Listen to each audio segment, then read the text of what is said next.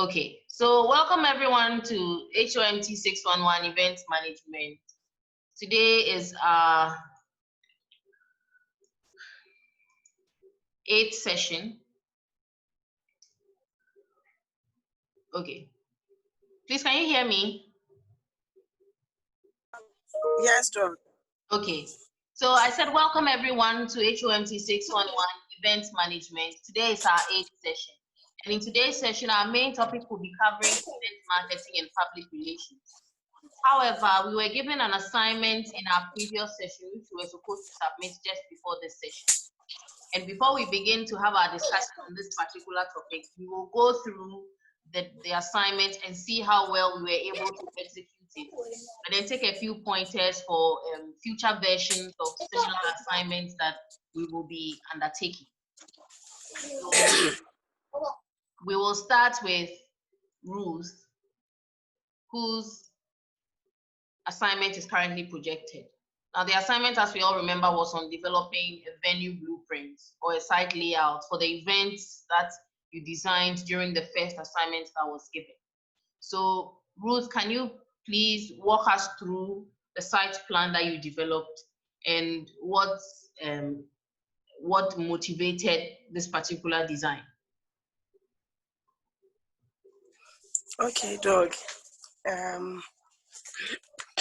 So first of keep quiet. Go out. First of all, it's a plan for a wedding reception. Yeah. And then where the pink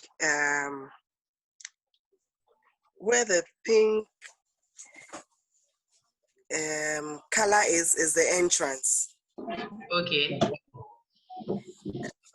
And then we move from the entrance, we move to the buffet area. I have one on my right and then I have one on my left. So the buffet area is directly at the entrance? Not too far from the entrance, yes. Interesting. Even before they get to their seats, they'll see food. Okay, please go ahead. But was your event a wedding?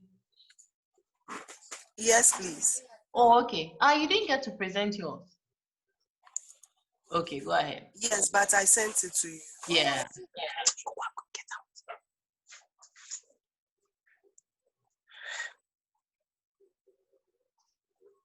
Ruth. Yes, George, please, I'm here. Okay, go ahead. Okay. Oh, you have to attend to the little one. Doc, no, I. If you do, you can go and come. No, Doc, it's fine. Are you sure? Doc, yes. No, they are important to me too. Find out what it is. If he or she is being persistent, maybe they are drawing your attention to something. So please check.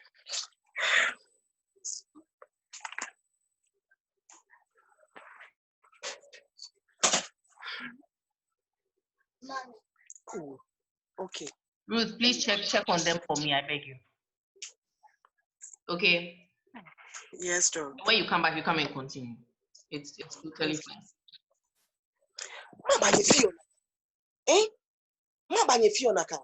Get out.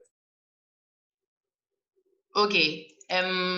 So can we continue with? Okay, Patricia, are you there? Yes, doctor. Okay, so let's do yours. Then when Ruth comes back, she can draw my attention, and then we'll continue with her. Okay, doctor. Okay. Yeah. Oh, Ruth. Presentation. Put the pillow in the back. Any juice, not to ensure can why. Let me finish with my presentation, then I'll come. Hello. Yes, Patricia. Okay, so okay, Patricia, doctor, finish quickly and then you can go. Okay, doctor. Okay. All right, so just walk us through quickly. Okay, so my proposal was on, the event proposed was on vacation jamboree. Yeah. And I said it would be held at the Ecstasy Children's Park in Adenta. Mm. Okay, so this is the floor plan or the venue plan for the event. Mm-hmm. Okay, so there is a car park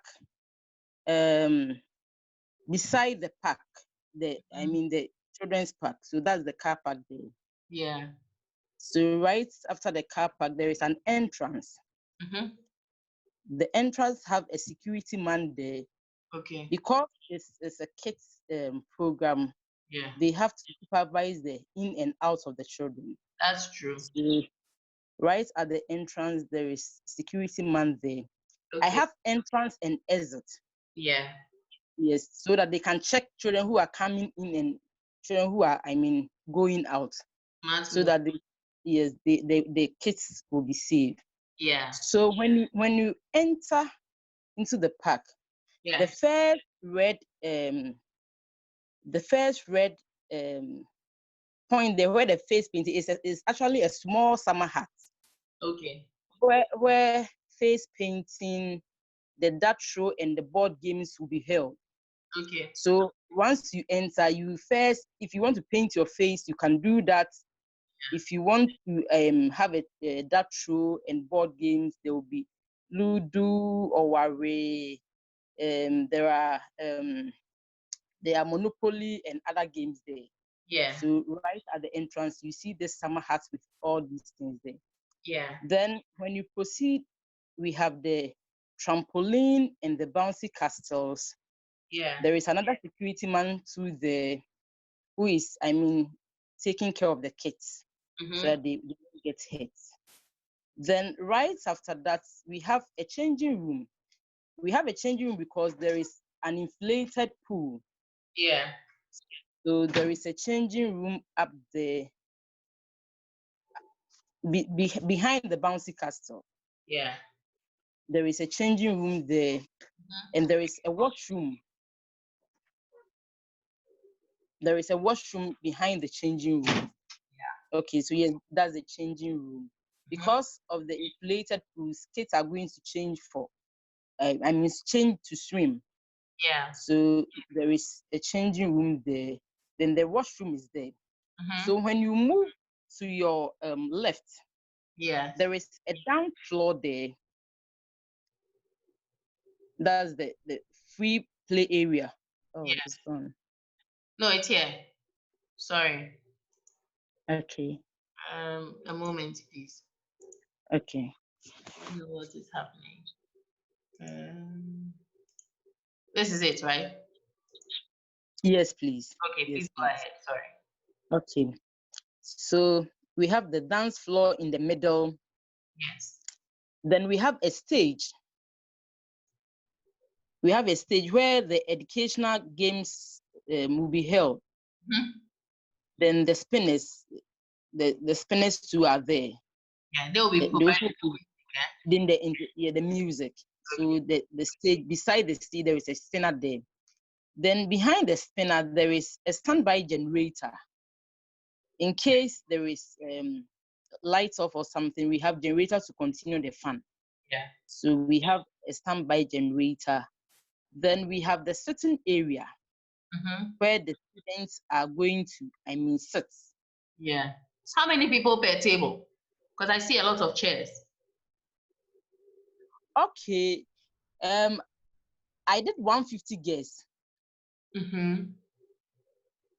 So So for 7 tables and 150 guests, what's the math? yeah. You will have about 20 people per table. Per table, yes. Actually, it's a big table. Isn't that? Madam, no, yes, it's true. But such a program, the kids won't sit that much. Okay. Some will be on the bouncy castles. Eventually, the seats are barely empty because some will be dancing, others will be in the pool. Okay. Yes. So right behind the sitting area, there is a bin. There is a garbage bin behind the sitting area where the kids can put their empty bottles and rubbers and other things there, so they won't litter the place. Yeah. Okay, so the those yellow things by the side of the seating area and the dance floor is the balloons and ribbon for decoration. Yeah. So those are the balloons there for decoration. Yeah. So when we come down, there is another security man here. There are here we have the food and drink vendors. Yeah. So there is a security man who monitor the kids, and I mean, that's in where to go and other things. So right from there, we have the exhibition center for the stakeholders and sponsors. You know, the stakeholders and sponsors are people, in fact, they are companies that are selling their products to the kids. They will display the product there. That is farm milk, the biscuit company, the eco juice. So there is going to be an exhibition center there where they can display their goods for the parents and kids to, I mean, see and buy. Yeah. So in between them, I have another bin there. Yeah. So after eating, they can drop their packs and other things there. Yeah. Then they can just go back to the dance floor. So, Madam, this is my venue site plan. Awesome. For vacation jamboree. Yeah, great stuff. It looks very good. You've thought of almost every important thing. In fact, the most important things for me in this design that you thought of that I'm impressed about is first of all the security for the event, given that it's a children's event. And then the standby generator, because of the instability of power and the way children can become disappointed when they're having fun and all of a sudden everything just comes to a halt. So I think you thought of all the important elements. The only con I have is that there are only 2 bins in the whole place. 2 per. And we know how children like to litter. So at least there could be 1 or there should be 2 or 3 more advantage points. See, around the bouncy castle area, and then the one more around the face painting area. Just to make sure that at any corner of the venue that they are at, there's a bin for them to be able to use. Okay, madam. That's my only con. But apart from that, great job, and you've thought of almost everything. So well done. Thank you, I madam. wish your daughter a speedy recovery. Please go and take Thank care for us and send her Thank you, well wishes from all her aunties in this meeting. Thank you. I will do that, doctor. Thank you so much. You're welcome. Take care. So, doctor, I will still be listening to it. I will use my earpiece whilst I go around. Thank you. You're welcome, my dear. Take care. Okay, thank you. You too. All right. Bye. Bye. Bless. Are the children sorted out now? Bless. Bless. Are you back?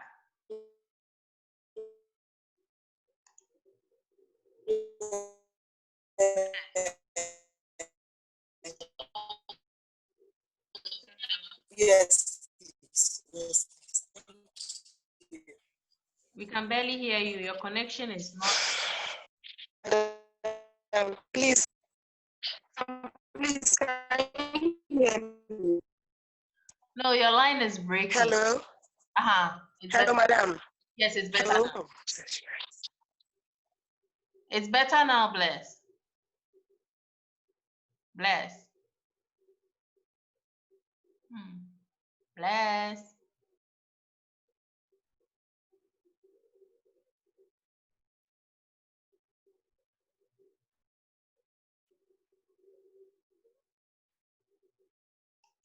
Can anyone else hear me? Yes, Yep. please. Yes. It's from her end. Hello, madam. Yes, Bless. Your line is still very. Can you relocate, like change your position, and let's see if that will help? Bless.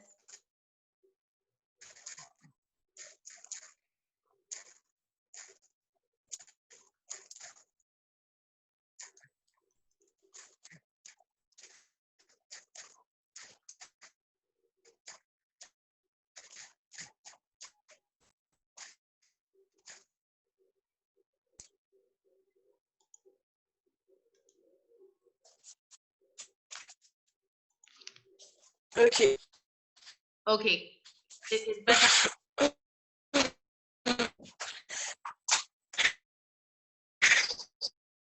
Man.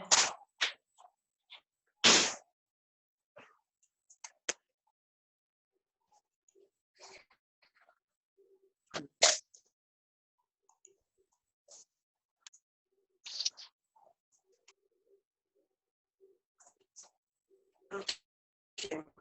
Okay. You can go ahead, Bless. Yes, madam. Okay. I'm You can see the screen. just waiting for.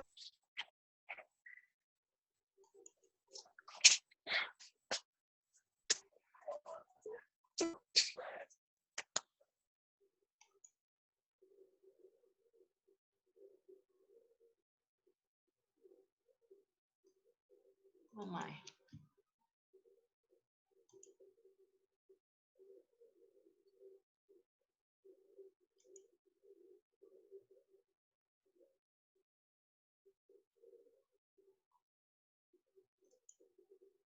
She's gone offline. Okay. Yes, doctor. Adwan, I'm trying to open yours, but the link is very slow. So Okay. let's hope to see if by the time we finish with the others, yours will open. So Okay. yeah. So Mercedes, are you ready? Yes, please. Okay, I'm opening yours. Okay.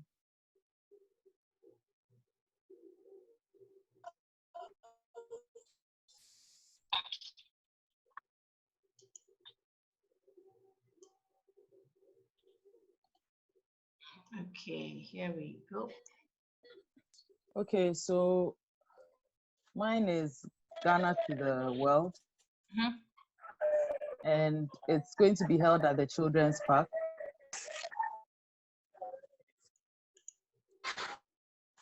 Can you see it better?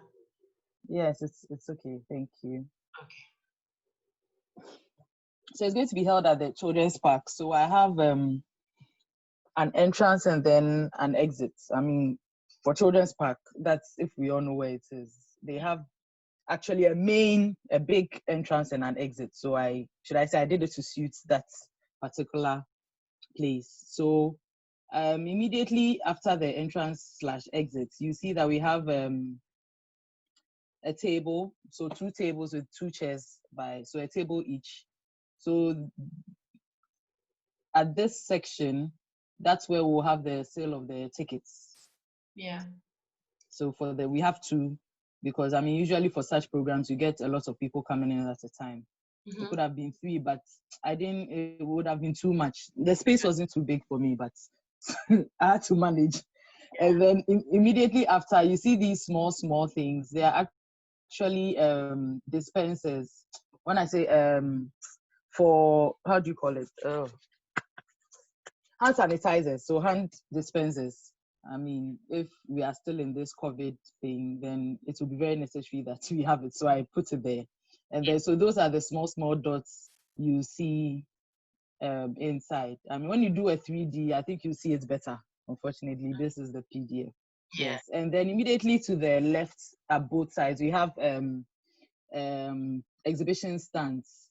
So these exhibition stands will be for the how do you call it, to showcase our culture. Yeah. That's I'm looking at things like arts, those kind of things, just for people anybody who enters will have a look at those things before they go into the main should I say ground. Yes. And then we have square tables, and then there are single chairs at the end. Those ones are the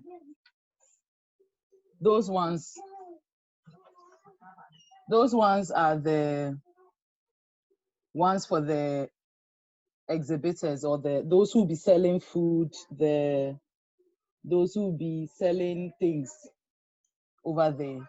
Yeah. So those are and then at the back so to my right, you see that I have oval tables with chairs. So some of the vendors will be selling food, and then some people eat at the venue. So I put a couple of those there so that those who would like to eat would just sit and then eat there.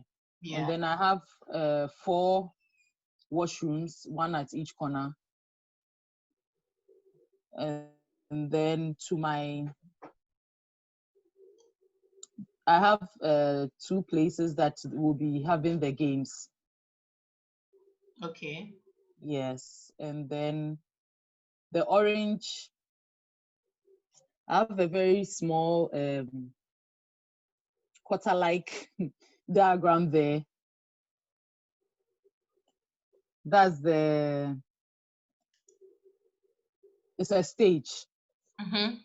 Yes. So because of the size of the floor plan, that's why it's looking quite small. Yeah. So, and then by the stage, I have a podium with the mic. Mm-hmm. So I wanted to put it on it, but I realized if I put it on it, we may not be able to see the orange thing. So I just separated it so that at least it looks a bit nice. Okay. And then you at the far, so opposite the entrance / exit, the top, we have 2 cooking cookers for the cooking competition. So I have tables there that the people will be cutting and doing their cooking stuff on it. So at least there'll be about 4 groups. That's how I've done it here. Yeah. And then so they'll share, yes, the cooker. And then to the right of so the games at the top right, just by it or we have the music stand. So that's where, let's say, the DJ will be. And then in front of the washrooms, I've placed the dispensers there as well. Yeah, sanitation stand, yes, dispensers and sanitizers. And then by the washroom to my right, that's at the entrance or the exit, I have this black square there, which is the speakers. So I have 3 speakers within the place. And then I have another entrance stroke exit at the left side.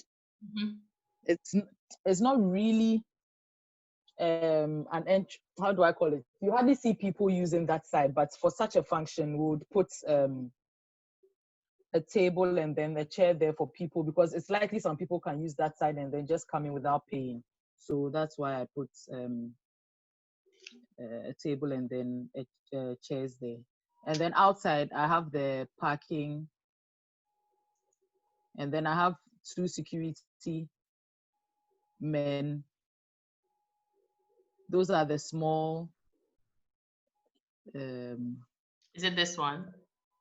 Yes, please, yes. So there's 1. So there are about 4 security men. So 2 on my right and then 2 on my left. Yeah. Yes, please. So that is all? Yes, please. Okay. Good plan. Also very well thought out. I just have a few cons. Just 2 of them. The first one is that you didn't think about sanitation. There's not a single bin in. Yeah, I realized it. The security men are also all outside. So who is supervising what is going on inside? Sure. Exactly. Sure. Those are the only 2 cons that I have. But apart from that, everything, it looks like you've thought of everything. So kudos to you. Yes. Kudos Thank to you. Well done. Okay. So Joanne, I have been able to open it. It's in 2D. Okay. It's in 2D format. Oh. So I'm going to project that, and then we will look at it together. Okay. Please, can we see the new screen I've projected? Yes, doctor. Please, everyone can. Yes, please. Okay. Well, yeah, my game is my program is the Jaskele, the old school play. Actually, it's going to be held at the whole children's park. Madam, please, can you change it into the not the 2D anyway? Okay, but I can still manage. So fine. Thank you, madam. Yes. You're welcome. So yes. So the white chairs are for the special invited guests. Then the red table with the few chairs are for the chiefs and elders. No, are for the chiefs and then the directors, because I invited the director of sports in Ghana Education Service and also the chief of our town. So they will occupy the table with those chairs. Yeah. Then we have the red chairs for teachers. So all teachers will be using the red chairs. They will be sitting in between parents and the pupils, because at least when they are seeing them around, they can be able to control their noise and other things. Then I invited the whole United School Band, so they are close to the pupils and parents.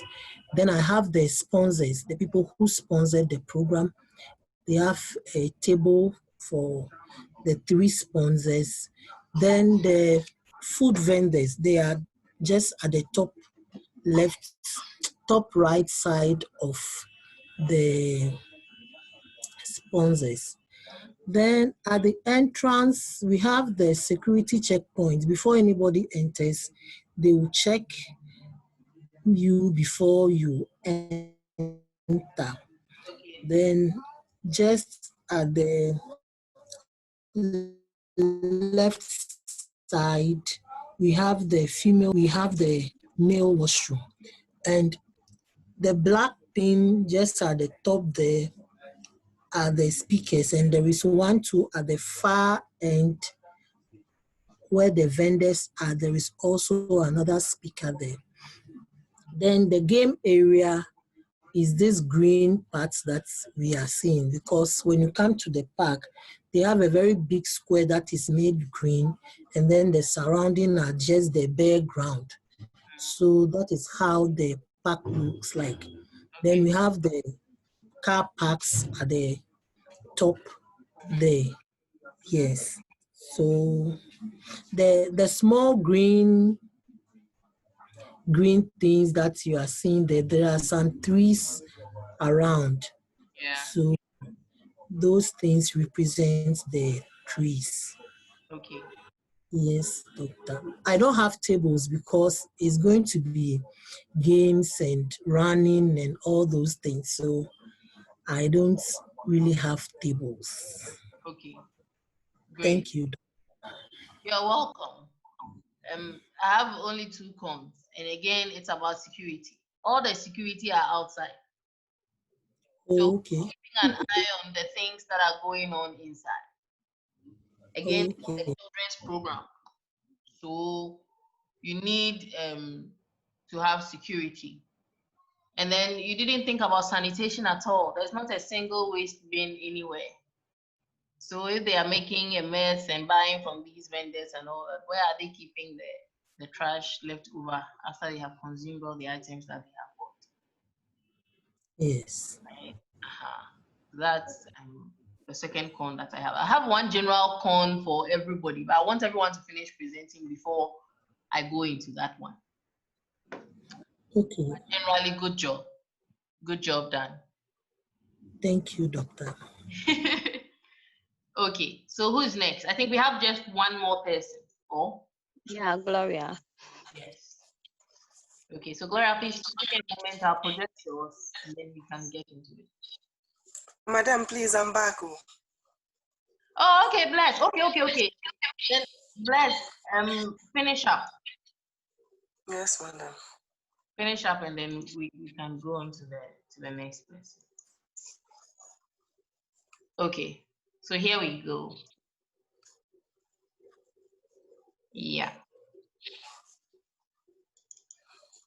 Okay, please go ahead. Okay, so from the entrance on your right, okay, there's a car park out of the reception itself. Yeah. And then from the entrance, when you enter, on the left, there's the buffet area is there, and then on your right too, we have one. And then the chairs, the table is a 10-seater table, and it's for 100 people. Mm-hmm. So one chair is to 10 people. Yeah. On the left is for the family of the groom, and the bride and the groom, and then on the right is for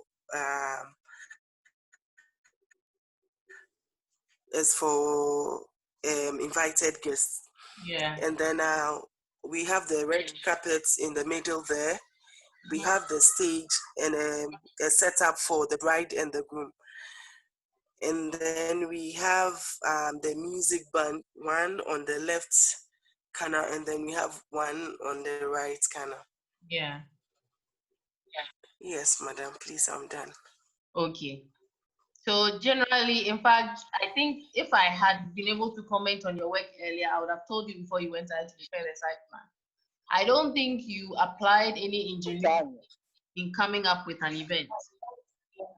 If you notice, the common thread that cut through all your colleagues' presentations was that they imagined up new events, which was the whole idea of the assignment, to get you to start thinking creatively, to design something that is not already there. Yes, madam. This event is something that is already there. Like, people have weddings all the time. Yes, So madam. it's not something necessarily new. And you realize that in Ghana here, people don't put that much effort even into planning events of this nature, like weddings and naming ceremonies. Right? Yes, madam. So I'll give you props for at least putting some effort into creating a floor plan for something that is so commonplace that even Ghanaian planners do not do. Because I'm here to see a Ghanaian planner that will actually give you a floor plan for your wedding venue. Please, did anyone here receive a floor plan for their wedding venue? Assuming you use the planner.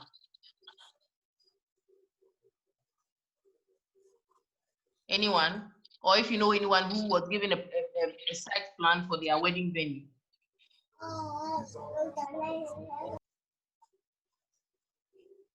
No one? Yes.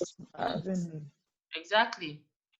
So this is something new, at least, Bless, you've been able to help us appreciate the fact that this applies to every single kind of event, right?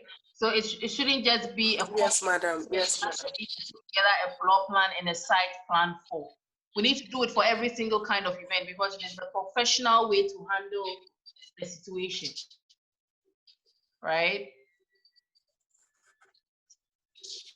These are we yes, there? madam. Thank you. Good. Apart from that, I have a few cons. One, yes, madam. there's no security at your venue. So there's no one taking care of security at the car park, no one taking care of security at the venue. Because I've been to weddings where fights have erupted. People have actually started fighting. I've been to weddings where people's cars have been broken into at the car park. It's true. Security is very important at events. So I was looking forward to seeing some security. So perhaps in future, please remember to include some element of security. Yes, madam. And then also, you didn't think about sanitation. So people are having all this fun and there are no bins around for them to be able to deposit their rubbish. You see, so there should at least be a bin. It's true. On the premises. Okay, though. Yeah, but apart from that, good job done. I like I said earlier, I'll give some general comments that apply to everybody's work once everything is done. But for now, Okay, then. good job done. Thank you. Yeah. Okay. So the next person we have is Gloria. Gloria, are you ready? Yes, Doc. Okay, so I'll quickly project yours and then we will get into it.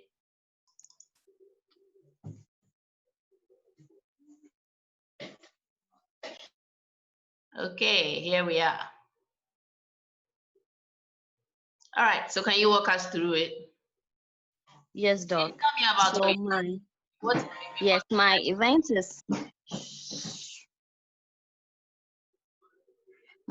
is about a fashion show for newly fashion students that are out to the system. Okay. Yeah. So the green at the uh, very first place is the entrance. So I have two entrances to the room. Yes, and then the turquoise blue is for the catwalk. Okay. Yes, so the violet chair is for the special guests. And then the violet is for the gold. Okay, so before the event, actually we'll sell our tickets ahead so that we can get some of the fun from selling of the tickets. Yeah. So the violet chair and table is for the gold. We allocate gold and silver for the ticket. So the violet is for gold, and then the yellow is for silver. So those with the silver tickets will use the yellow chair, table and chair. And then those with violet will use, that's the gold tickets, will use the violet table and chair. And those with the blue are the special guests. Yeah. Yes. So when you come to the green, the green is for the stakeholders and the sponsors. Okay. Yes. And then the other violet is the same as the gold ticket, and the other yellow too is the same. Then we come outside. Outside we have a male, which is for the washrooms. So the male is for male and the female is for female. Okay. Outside. Yes. Then we come to the stage. So we have two dressing rooms, which one is for the male and one is for the female. So indicating behind in front of the dressing room too, walk in. That's the walk in for all of them will pass through the dressing room too, in sense that there is two steps leading to the stage. So one is for the walk in and one is for the walk out. Yeah. Yes. Okay. So that is all. Yes, Doc. Okay. Great attempt. Good job done. But you yourself realize that there are a number of things missing. Yes, Doc. You didn't think about parking. This is a fashion show. So it's going to be on a fairly large scale. And there's no provision for parking. Right? So that's one con. And then the second one is there's no security. For a huge event like this, security is really, really necessary. Right? And I was thinking that for a fashion event, there should have been provision for some vendors. Because in as much as they are young designers, there are some people too who want to showcase their wares. Yes. So it had made provision for some vendor stations where they could showcase their items and then sell perhaps some of the clothes and the accessories that they have designed. It would have been really cool. And then there's no provision for bins, sanitation, right? Yes, please. Okay. But apart from that, good job done, good attempt. You see, for everyone here, the main aim for giving you this assignment, aside getting you to practice and know and become accustomed to how to develop floor plans for your work as event professionals, was to get you to familiarize yourself with some of these new technologies. Because being a technology researcher, there's no way someone will sit you down and teach you about how to use certain technologies, especially technologies like these ones. You come to know about them and then you learn how to use them on your own through experimentation.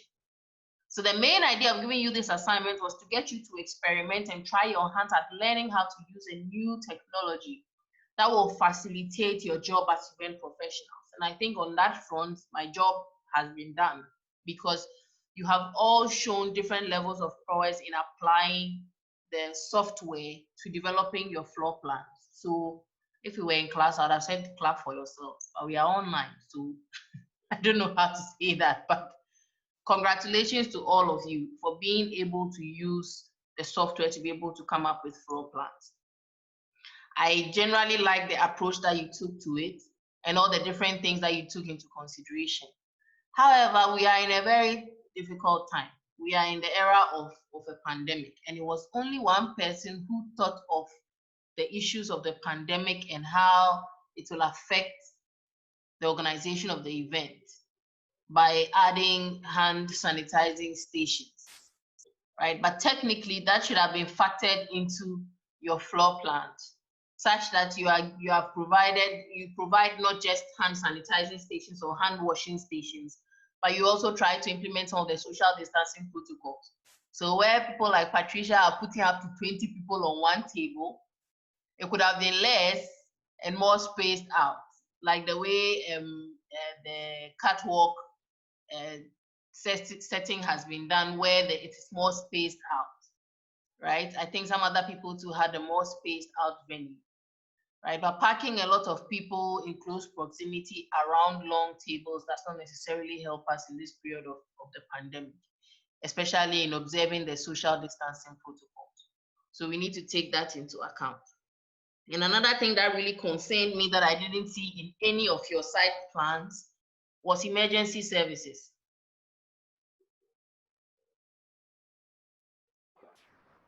Do you know about emergency services? Yes, doctor. Okay, so what are emergency services? Since you know, please tell me about them. Like the Red Cross, ambulance, Good. case of Good. any. These are events that involve people. And you can never tell at what point in time someone is going to, God forbid, have a panic attack, or someone is going to have an allergic reaction, right? Or some kind of emergency is going to happen. So you need a station for emergency service, at least an ambulance, or perhaps a nurse on duty.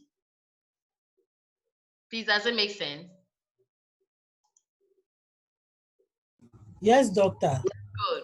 Just so that in case of any such emergency, there is somebody to at least administer first aid before you will have to take the person to the nearest health facility. Please, I hope that makes sense. Yes, doctor. Hey, please, is Joanne the only person here? Or Yes, doctor. Yes, doctor. We are here. We are here. Yes, we are here.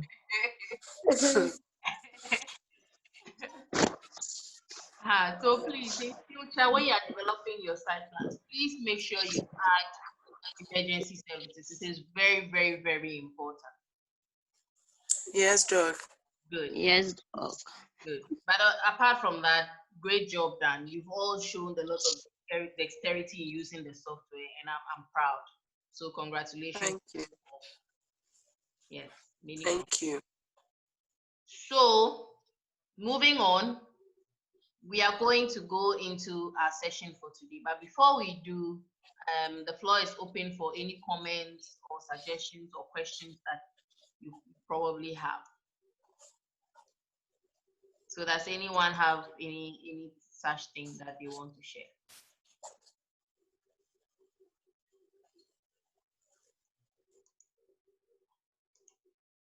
Anyone? Okay, so I see Namomo is online. Namomo, you did not submit your assignment.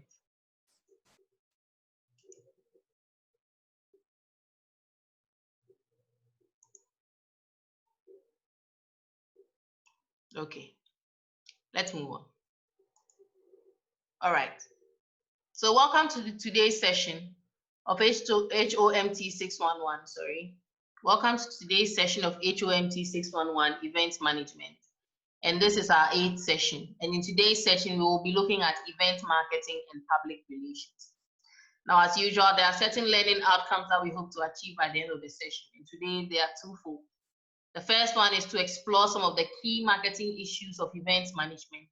And then the second one is to suggest appropriate marketing and public relations techniques which event organizers and professionals such as yourself can use. So let's get into it.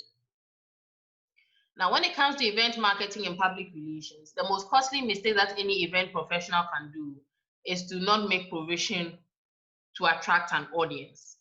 And we all know how important audiences are when it comes to events, because they are the main reason why the event is being held. So without an audience, it's almost like you do not have an event. Hence, the techniques and tools that event professionals put in place to ensure that they adequately market their events to attract enough attendees who are their target audience to come for the event is very, very important. To be able to make sure that the objectives that you set out to achieve at the beginning of the event, during the planning and conceptualization stage, are fully achieved and met. Now, because of the breadth and range of events that we have, we learned in the beginning during our first session that there are so many kinds of events that can be organized. And for that reason, it makes it difficult for you to be able to generalize how to market events, because there's a different way that you can market conventions. There's a different way you can market festivals. There's a different way you can market carnivals, meetings, conferences. So we cannot say there's a one-size-fits-all approach towards marketing all these different types of events.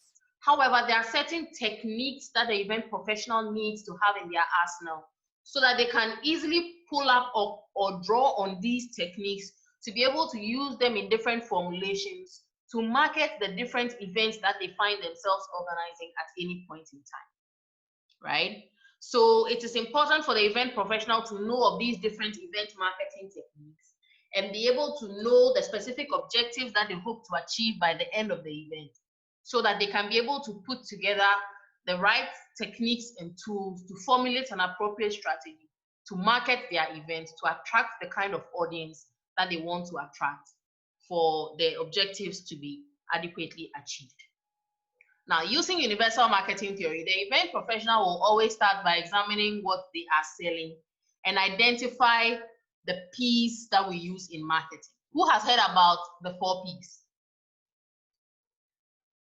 Has any of you heard about the 4 P's in marketing?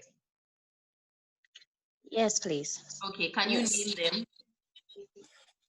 Place, promotion, process, and Doc, I've forgotten one.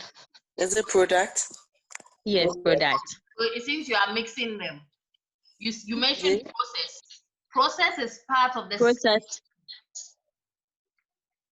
So we have 4 P's and 7 P's. The 4 P's are the traditional P's that we use to market physical goods.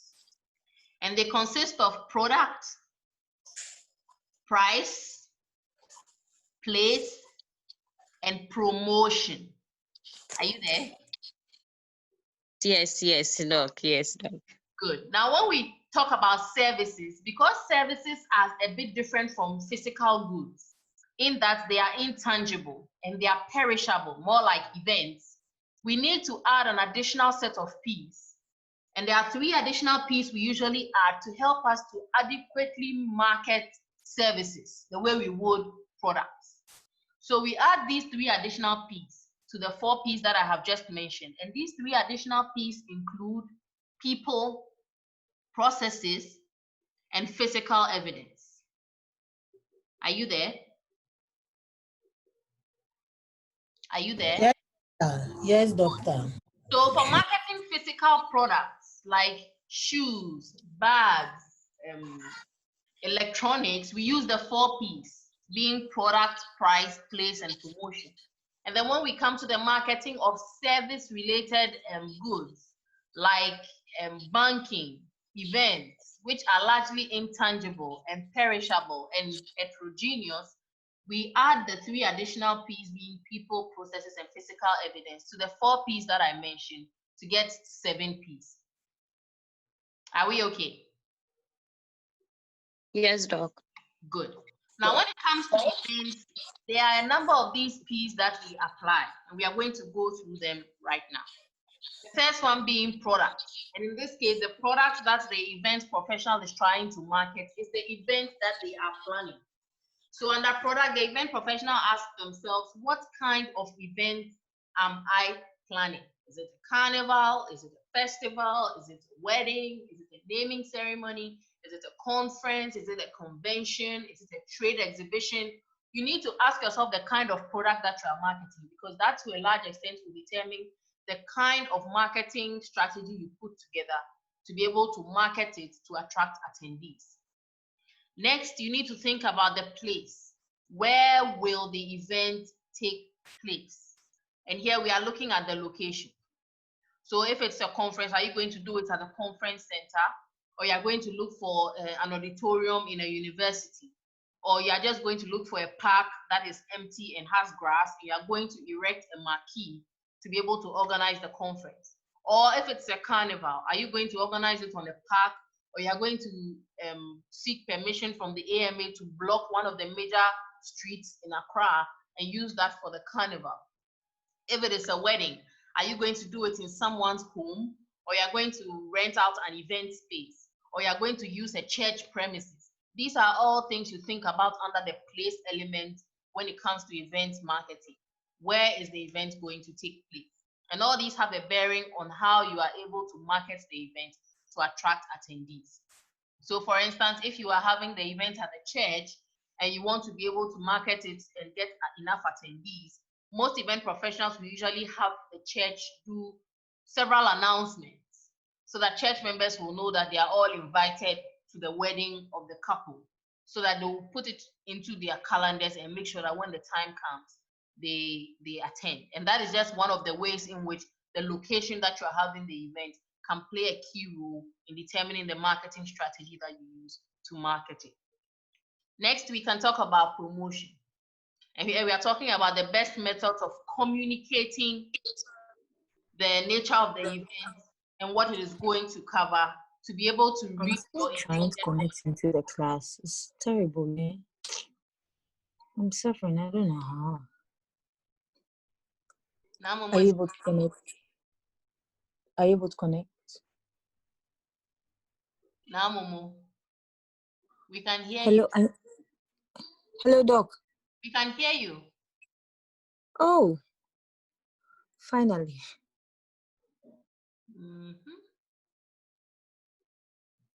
Okay. All right. So like I was saying, with promotion, it's all about the best techniques and methods to communicate with your potential audience to make sure that you are able to convince them to find time within their busy schedules to show up to attend your event. And that is what we consider under promotion. Then under the pricing strategy, assuming the event that you're organizing is one that you are expecting people to pay to attend, you need to ask yourself, what is the ideal price that I can charge for the attendees to see the event as being worthwhile enough to attend? Because event attendees almost all the time, when they are being charged a fee, will think about, okay, compared to the experience that I am going to get if I pay to attend this event, will the money they are asking me to pay equate the experience that I'm going to have? Usually you have people comparing this all the time. Sometimes even when they are not paying to attend the event, like weddings and funerals and engagements and what have you, all these family and smaller events, you find attendees sometimes trying to rank and grade whether or not attending the event was worthwhile, because sometimes they have to spend certain amount of money to get a particular outfit, get a particular pair of shoes, get a particular bag, just to look good to be able to attend this event. So when they go and the experience does not match the level of effort they put in to make sure that they are able to attend the event, they complain. Yeah, I know I've done it before. Please, who else has complained? You buy lace, you sew, you get a bag, you get a shoe to match everything, you are looking top notch, and you attend a wedding and a wedding reception, and you realize that it's not worth your while. They didn't even serve good food. They didn't take care to put the event together in a professional manner that will make it worth all the effort you put in to dress up to attend. Who has done that before? Who? Please own up. Bless, I know you are one of them. Dog, I can just laugh. I know you are one of them. And it's not your fault. Because you have to be able to see that it is worth your while. That is the nature of the customer. And in this case, the event attendees are your customers. So as the event professional, you have a duty to make sure that they enjoy themselves and have a good experience. So it's not out of place at all that we do that. We are expected to do that, right? So pricing strategy will come in one way or the other, whether you are charging them a ticket fee or a registration fee, be it to attend a concert or conference, or it is a family event like a wedding or an engagement or naming ceremony, where you are not necessarily charging them an entrance fee, but they are expected to spend some amount of money to be able to make sure that they put themselves in a position to support you during that event. So pricing strategy is another important marketing element that we need to consider. Next, we can talk about people and partners. And here, I cannot emphasize enough the role of people and partners in organizing events. Because when it comes to event management, event professionals have to rely on the skills of a myriad of people, from suppliers to volunteers, to sponsors, to stakeholders, to waiters and waitresses, you name them. There are so many people and partners involved to make sure that an event comes off without a hitch. So an event professional needs to make sure that they keep a good account of all the people and the partners that they need and that they have to be able to successfully put up an event. And they need to be able to ensure that everyone's role is clearly delineated so that everybody knows what they are supposed to do at any point in time. To the point where you are trying to guarantee that each person will do what they have to do when they have to do, so that the event can come off without a hitch. Because sometimes you can organize a very successful event, but when it comes time for one person to do something they're expected to do, and they don't do it, and it messes up the event, it can ruin months of hard work that has gone into planning and strategizing and organizing, just because one person refused to do what they were supposed to do. So the element of people and partners and the role that they play in successful event management cannot be overemphasized. And the event professional has to pay close attention to this particular element. And then finally, we need to think about the process as well.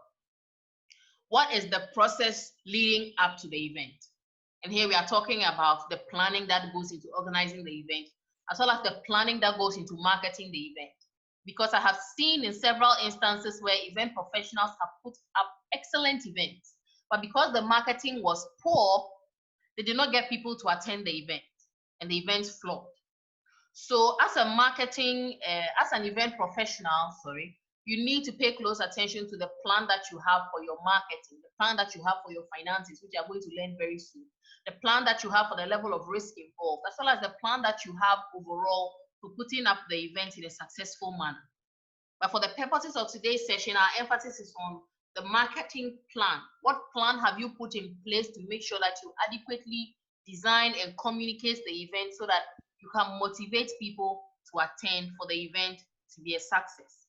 So these are the main six P's that we consider when it comes to event marketing.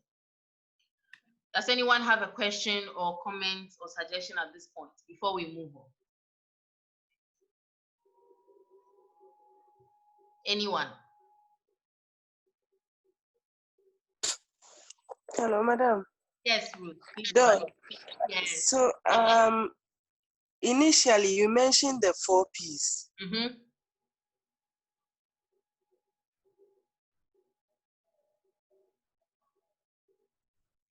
Dog. Yes, I'm here. Please, I was saying initially you mentioned the 4 P's. Yes. So you said that is for physical products. Yes, that is usually enough for physical products. But when you come to the realm of services, the 4 are not enough. You need more. Okay, so these ones, and they are also in marketing. That is for service. Yes, they are all in marketing. So you see, And the this first one, two are the 4 P's. Product, yes, price, place, and promotion. yes, Good. Then we have added 2 additional P's from the 3 I mentioned, being people and processes. yes. Good. Okay, okay. Thank you. Do you understand it now? Yes, please. Thank you. Awesome. You're welcome. Please, anyone else?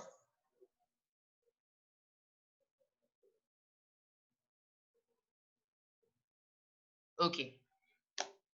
So moving on, you realize that as I was talking about the piece, I kept mentioning over and over the audience, the audience, the audience, the audience. And these people are the main target of all the marketing communication that we put out there, because they are the people that we are looking to attract and convince to patronize the event to enable it to achieve its objectives and become successful.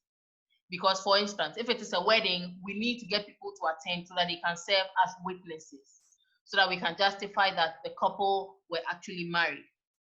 If it is a funeral, we need people to attend so that they will come and commiserate with the bereaved family and let them know that they have the support of the community.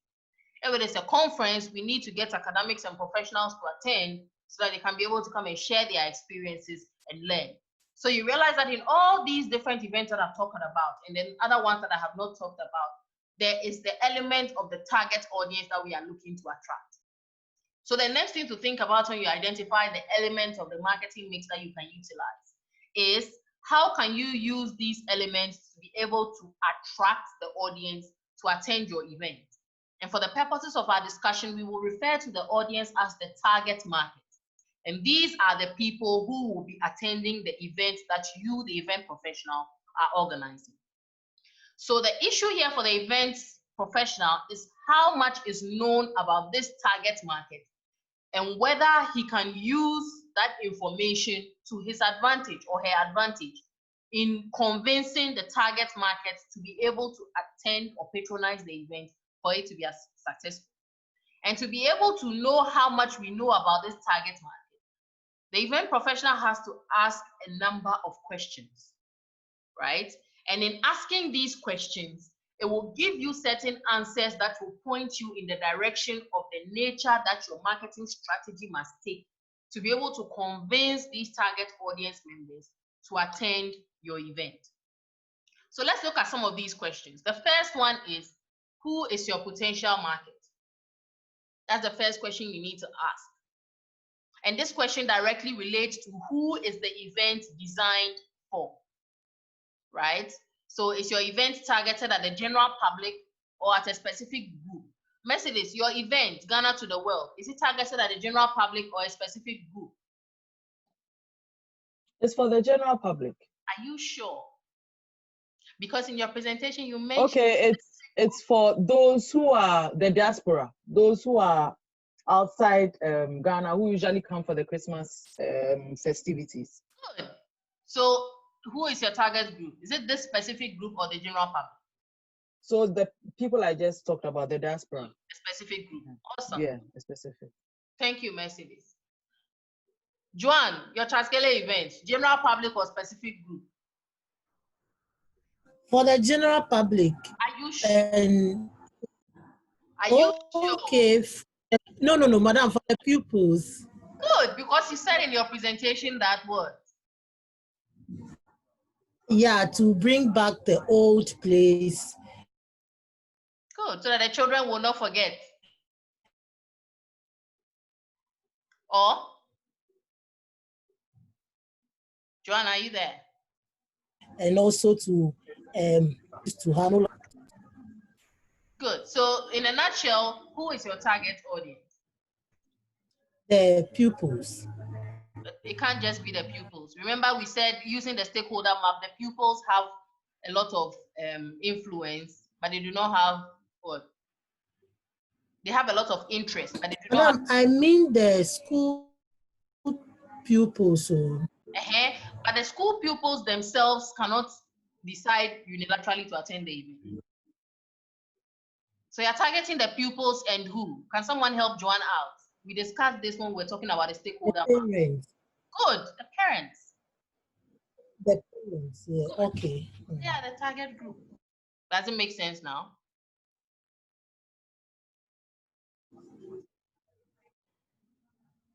Gloria. Yes. Good. Yes. Thank you, Joanne. Gloria, who is the target market for your event? The fashion designers, the newly fashion. Okay, but not just the fashion designers. It is okay Yes. to target both the general public and specific groups, especially in the case of your event, Joanne, Gloria. Oh, okay. Because they are new fashion designers, right? Yes, please. Who are going to go into the world and start designing for people, right? Yes. So the fashion show is also an opportunity for them to meet their customers, their potential customers. Oh, okay. These potential customers will come from where? The general public. So you need to invite specific groups as well as the general public. Does it make sense? Yes, Doc. Awesome. Ruth, your event, general public or specific group?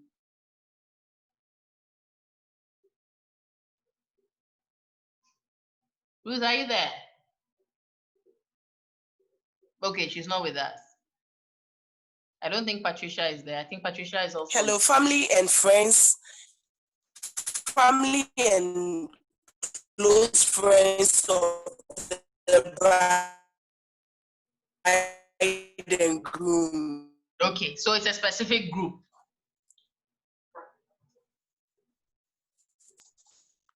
Good. Hello. Yes, Ruth. So you said family and friends of the bride and groom. So in that case, it's a specific group. Yes. Good. Good. So once you are able to establish who you're targeting, be it the general public or the specific group, you now need to think about the psychographics of the people. Remember, we talked about the characteristics of the attendees. Yes. About their lifestyle, age, gender, right? If there's anyone who has allergies, these are the things you need to think about. Hence the second question, what sort of age or lifestyle segment will your event attract? Because all that would point towards how you market it, right? You also need to think about, will it appeal to special interest groups, right? I remember when Mercedes was doing her presentation, she talked about including the Ministry of Tourism because they are a special interest group when it comes to things that have to do with people visiting the country from the diaspora and tourists in general, right? So that's a special interest group that someone like Mercedes has decided to include as part of her event. Joanne also decided to include the chiefs in the community, being that they are the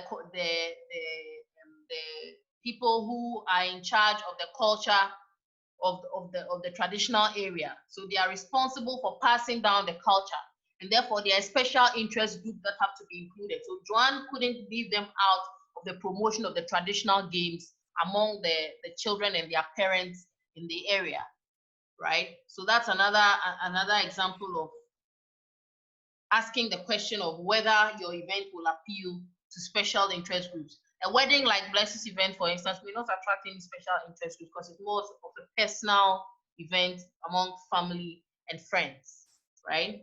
The next question you can ask in this regard to the potential market is also, can you be able to identify different segments to attract? In the case of Joanne's event, we are talking about different segments being parents, pupils of specific schools, and then other segments of people who will also have an interest in attending the event, like the vendors, perhaps indirectly, right? And then we can also talk about whether these different segments are likely to be responsive to different prices, right? You can decide to charge a specific fee for someone who wants to be a vendor. But would it influence how much you charge someone who is just attending the event? Or will you make it free for other people to attend? All these things go into the question of who is your potential market. And you need to work all these out to ensure that you know how to design your marketing communication so that each of these potential market segments are captured in the communication that you sent out so that you can get their attention. The next question you need to ask is, where is your catchment area? If you are having an event, for instance, like Joanne is having in Ho in the Volta region, you cannot be expecting to have a large number of attendees from places like the northern region and the upper east and upper west region, mainly based off of the distance that there is between the northern and upper east region and upper west region and the Volta region. So you need to ask yourself as an event professional, where does most of your target market live in terms of organizing the event? Once you are able to determine where most of your target market live, it will determine how you go about sending out your communication. Because if you know that most of the people who you are targeting live in the Volta region, you will not waste your time going to pay for a radio station, perhaps in the upper east region, to play the advert for your event, because you know that geographic region does not constitute part of the catchment area that your event is targeting or where it's being held. And which brings us to the second point of how far away will people have to come from to be able to attend your event. And like I mentioned earlier, if people have to come all the way from the upper east region to attend your event, which is being held all the way in the south, in the Volta region, then there's an issue. It is not impossible, but you need to be able to factor that into your planning and communication if they constitute part of your target audience, because then you will have to put in place certain measures to make sure that as you are targeting them, they have the means and the ability to attend the event. You also need to ask yourself, what is the most likely distance people will travel to your event, which again flows from the explanation that I just gave with regard to the distance that people have to travel and what they have to brave in order to make it to your event. You also need to ask, can you say how many people in your various target markets are in each catchment? Because like I said, your catchment area could be a bit broad or narrow, depending on the focus and the objectives of your event. There are events that are had in the capital that are targeted towards everybody in every corner of Ghana, and they are marketed in that manner. So when their catchment area, let's say, is Ghana, you realize that they market it such that they are able to ensure communication gets to everybody in each of the major regions in Ghana to give them enough information about the event and make a good effort at convincing them to attend the event when the date falls due. So as an event professional, you need to really think about how many people in your various target markets are in each catchment area and how you can be able to get their attention, right? And finally, you need to think about how all these different people in the catchment area that you are targeting will be able to travel to your event. And you see this happening with a lot of events that are had in recent times, especially the religious events, where they try to organize transportation for people from various places to be able to get to and from the venue for the event, just to facilitate their attendance, to make the event successful and to help it to achieve its objectives.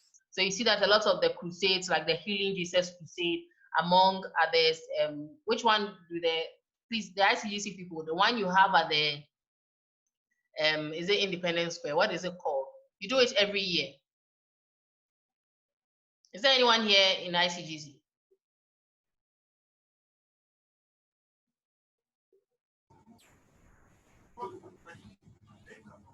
ICGC have this mega crusade they do at the Independence Square every year. Is it crossover? Greater Works. Greater Works, yes, Greater Works is one. Thank you, Mercedes. So I think Greater Works, they also organize buses for people from different places, just to make sure that they get to and from the venue, right? So that's a typical example. Thank you for that, Mercedes. So it happens with a lot of other events as well, for festivals, for conferences, for conventions, depending on the event professionals and what their budget is like. Some events do not have in their budget provision for transportation for attendees from various catchment areas. However, the smart and savvy event professional who is able to determine who their potential target market is and knows where their catchment area is will always try to make provision in their budget for some form of transportation to make sure that they can guarantee at least the patronization of some of the attendees. So even if you can't ensure that all the attendees will patronize the event, you can guarantee that at least a certain number of them will come based on the transportation that you give them. And sometimes some event professionals will also give some kind of incentive. So for instance, you see that some events will say free for the first 50 people to attend, or free souvenirs for the first 20 people to walk through the gates. All of these things are ways by which they attract attendees to be able to patronize specific events.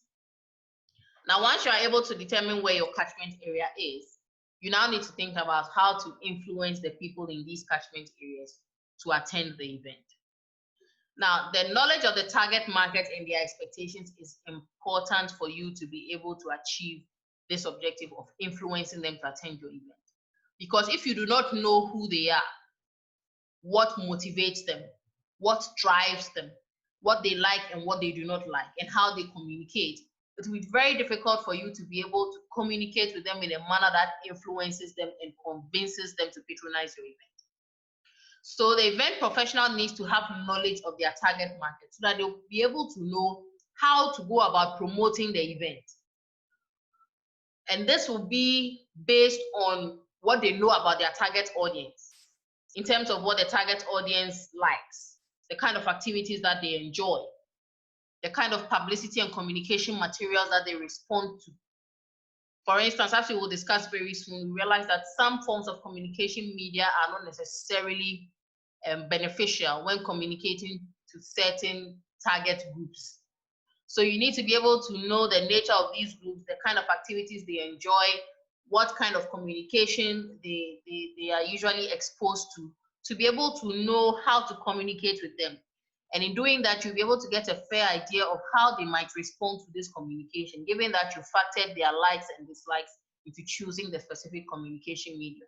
And here also, there are various questions that the event professional needs to be able to ask about their potential attendees to be able to know specifically how to go about influencing them. Now, one of the questions you can ask is, what are the benefits of attending the event? And this should feature prominently in the communication that you send out. You need to be able to tell the attendees whether the event will be enjoyable, entertaining, educational, exciting. And I believe most of the time when we hear adverts for events on TV, they do on TV and radio and on billboards, and as well as other marketing communication paraphernalia, they do their best to make us feel some level of excitement and anticipation towards attending the event. So they usually come up with an interesting theme, a tagline, or they will try to use some kind of interesting phrase to get you to become excited and to look forward to the level of enjoyment and entertainment that you're going to have by way of experience when you attend the event. And those are all ways of convincing your target attendees or your audience to attend the event. You also need to ask yourself, what would be the style and standard of the venue? And this is a very important determinant of whether or not an attendee decides to attend your event. Specifically, you need to look into things like the closeness of the venue to transportation.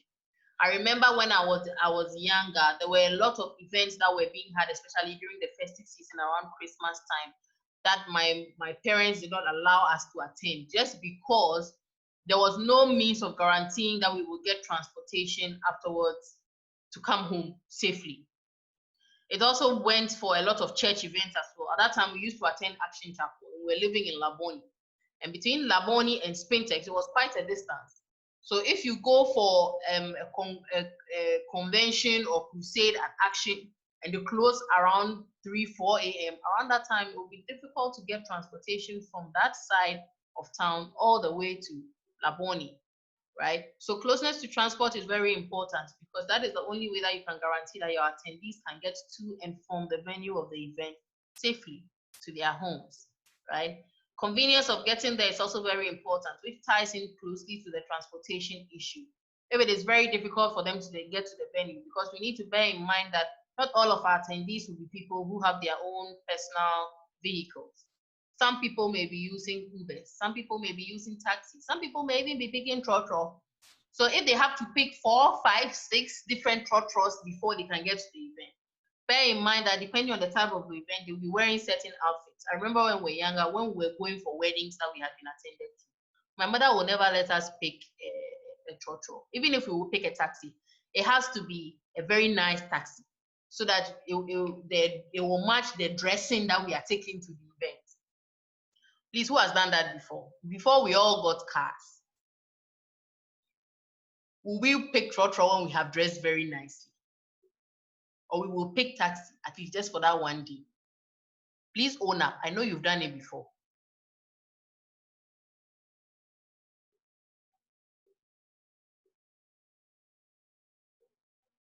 Are you there? Nobody is owning up. Mercedes, haven't you done it before? Ruth. Yes, please. Eh. We have all done it before. Madam, for Ho, we don't have trotro in Ho, so we normally pick taxis. Are you serious? There's no Yes, madam. Oh, madam, you can call anyone in Ho. We don't have trotro. Serious? Take it from my Yes. Oh no, the thing is that where you are going is the same price. Yes.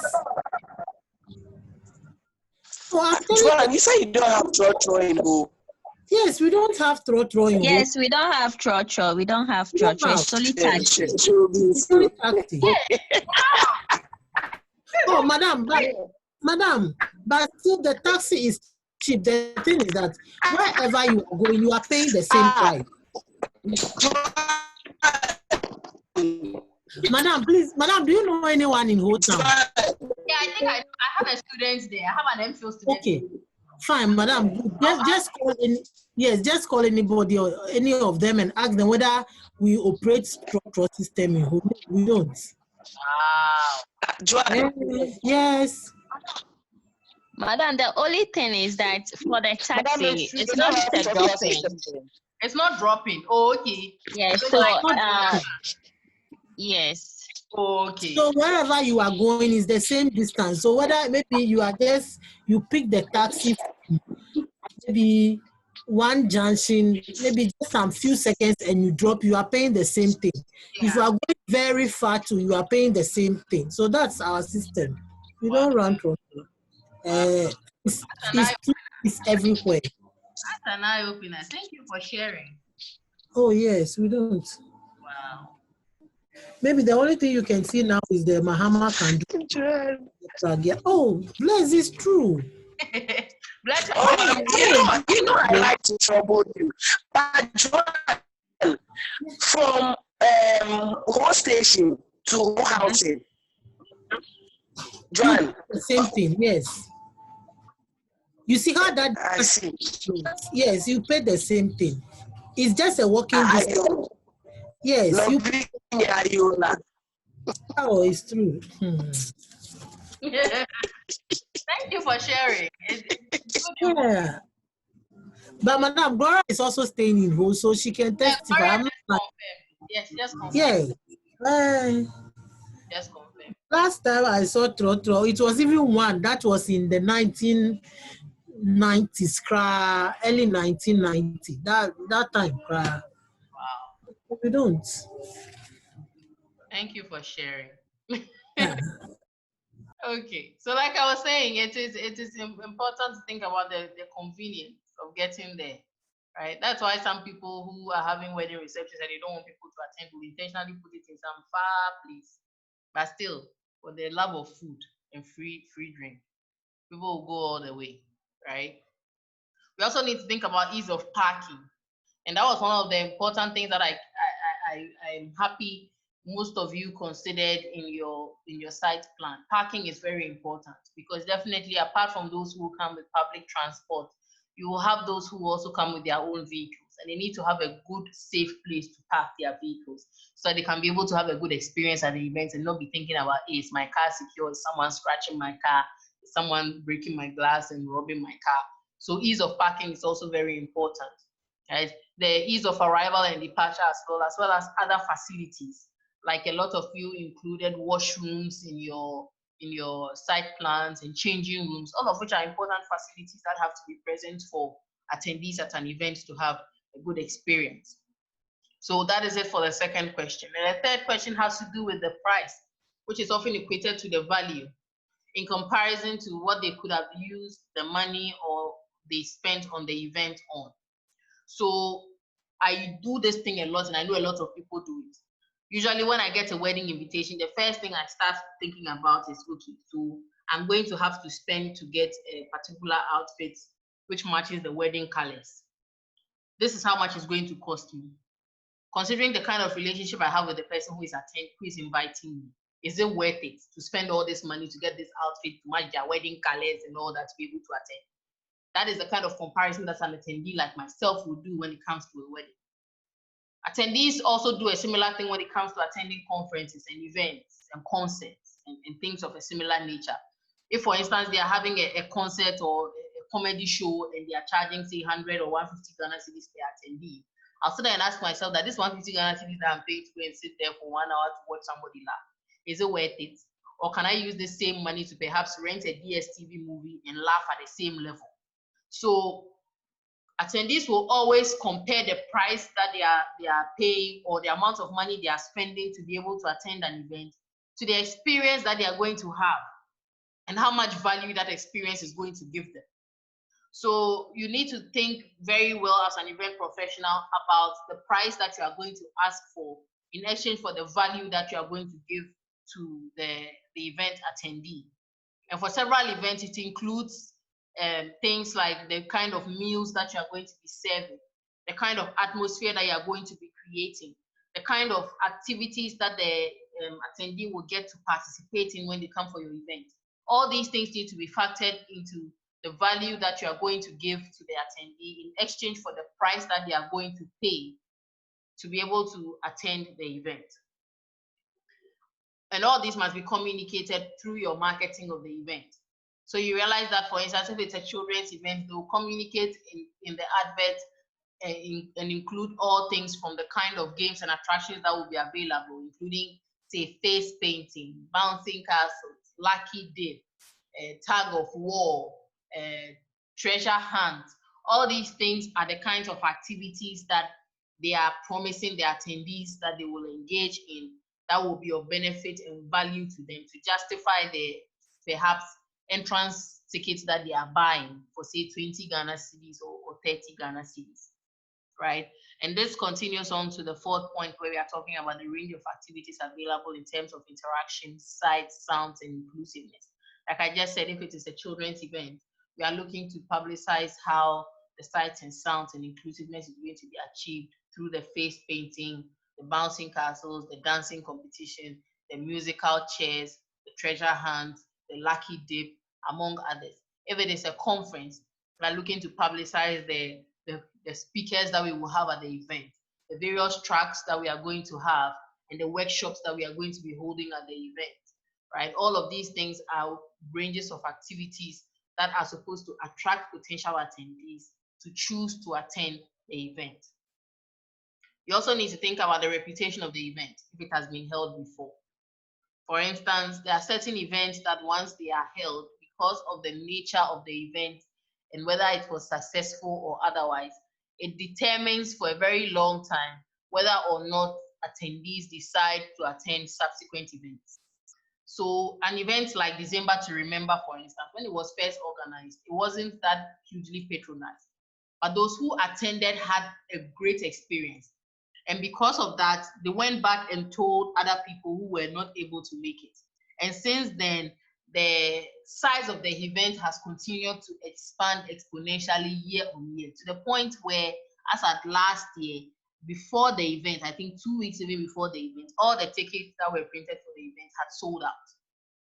So that is how the reputation of an event can influence subsequent events of the same or similar nature that are organized. Because if the previous ones were not successful, it makes it difficult to convince attendees to attend the subsequent ones, because they'll go off of the experience that they had in the previous ones and use it to judge the potential experience that they will have in this new and upcoming one. And then finally, the expectations of the target market will also need to be fulfilled in the area of how easy it is for them to access information about the event, how easy it is for them to get tickets, and how easy it is for them to have their questions answered. Some event professionals market events and they forget to include a number for inquiries. for people to be able to call and have their questions regarding the event, its venue, and how it is going to take place answered.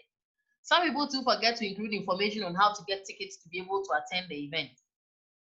Some people too forget to include key kinds of information, like perhaps the kind of activities that you get to participate in and the kind of fun and entertainment that you get to have when you attend the event. And these are all very important things that the event professional needs to be able to build the expectations of the attendees and influence them towards making the final decision to attend the event and help it achieve its objectives. So that is it for the kind of questions that the event professional needs to ask when it comes to targeting,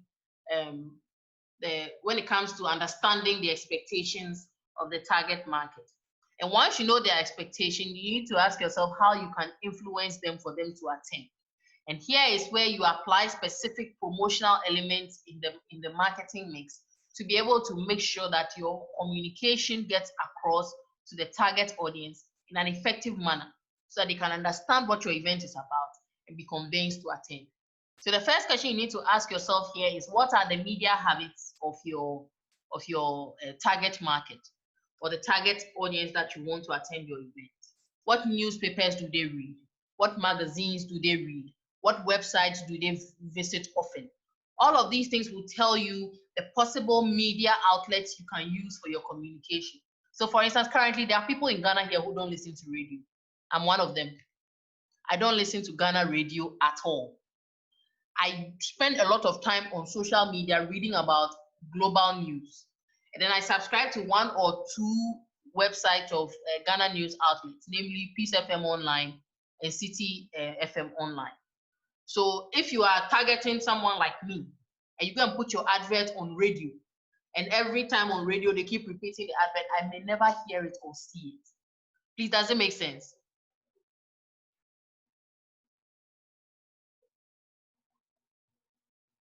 Yes, please. Yes, madam. Yes, please. Good. There are also people in Ghana here who are newspaper aficionados. They read newspapers every day.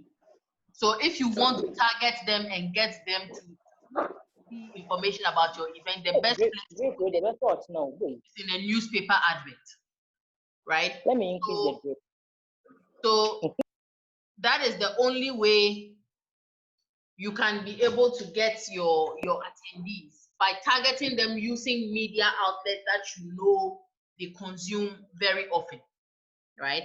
And you also need to think about using avenues like direct mail, right? Or newspaper inserts. Like I said, some people may read newspapers, others may not. And direct mail previously was a very effective means because everybody used the post office. But now people don't use the post office anymore. And even for newspapers, like I said, some people rarely read physical newspapers. They would rather use the information put on the newspaper's website, like Daily Graphic, like Graphic Online, or BFT Online, or City Online, Peace FM Online. So you need to think about whether or not direct mail and newspapers may be a better means of reaching your target market. But it all comes down to the target attendees that you have and their characteristics, right? You need to ask yourself, do they watch TV? Do they go to the cinema, or they listen to local radio? For someone like me, I watch a lot of TV, but I don't go to the cinema. I also don't listen to local radio. So if you want to target someone like me and other customers in my segment, you need to be able to use more of television adverts than cinema or local radio adverts. And you also need to ask yourself, how can you influence your target audience if they are not engaged by any of the media? Because like I said, not everyone will be engaged on all of the media outlets that are available to you as an event professional. Some people may not watch television, but they listen to radio, they read newspapers. Some people may not read newspapers or watch TV, but they listen to a lot of radio.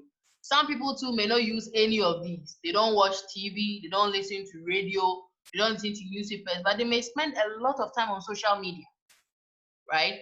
So these are the kinds of specific questions you need to ask to ensure that whatever information you are putting out there by way of communication about your event is getting to the target audience in the manner that you intend it to. You also need to ask yourself, what public relations activities could you use to be able to reach out to these different groups? And you realize very soon that PR is a different set of marketing techniques that as an event professional, you can also utilize to reach your target audience. And then finally, you also need to ask yourself, who are the opinion leaders and how might they be influenced to help you to influence your people to attend? I know that in the past, some people have events, especially the religious events like the gospel concerts and stuff, and they go from church to church to promote it. And they sometimes get the resident pastors of the church to make an announcement to their members and encourage them to buy a ticket to attend perhaps the Joe Metal concert or the Ceci Chum concert or the Dinah Hamilton concert. And I know a lot of Dinah Hamilton's popularity that she built in Ghana here and the success of her Dinah Hamilton Experience concert was largely based on using the leaders of the Pentecostal church to be able to promote her music and promote her concert. Who knows that? Who knows that? Did you know that Dinah Hamilton's success can largely be attributed to her links to the leaders in the Pentecostal Church of Ghana? I would agree with you, Yeah. because I know the sister, I know she's Pentecost, so I wouldn't be surprised. And every year she comes to Ghana, I think about a month before her concert, and she does a lot of PR. So she goes from church to church in the different regions promoting the concert, and then she'll do a short ministration to give the people a taste of what to expect when they come for the concert. So previously it was just held once in Accra. But now, because of the popularity with the other Pentecostal churches in the different regions, now she does 3. One in Takrade, one in Kumasi, and one in Accra. Do you know that? Did any of you know that? No, please, I didn't. Yeah, so the Dinah Hamilton Experience is now held 3 times. One in Kumasi, one in Takrade, and one in Accra. Right? And that is as a result of leveraging the opinion leaders. So you realize that even during the concert, she mentions the names of some of the leaders in the Pentecostal church. Sometimes the head of the Pentecost mission in Ghana even attends some of the concerts. And she mentions his name, acknowledges him, and sometimes invites him to speak a few words on stage during the concert. So these are all ways by which, as an event professional, you can use opinion leaders to influence people to attend your event. Okay, so once you have been able to ask these questions and you have a headway of how to purportedly influence them to attend, you need to think about reaching them, because now you know the means to use. And reach basically refers to, yes, Joanne? Yes, I want to ask a question. You know, sometimes people attend events because of the caliber of people you have invited. Let's say you want to have a program and you promise them Joe Metal will be there, you mention some top musicians. And at the end of the day, the people come and the special invited guests couldn't show up. Maybe it's not your fault. How do you explain that to your audience? Sometimes you are unable to. So how is their feeling like? What do you do? Because maybe the person bought the ticket just to see that person. And most of the time in those circumstances, I've realized that a number of the event professionals just lie.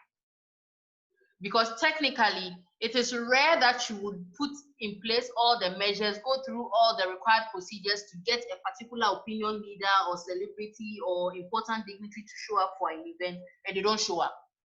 Even if they will not show up, assuming you went through the right processes to get them to attend, they'll always send a representative. Do you agree?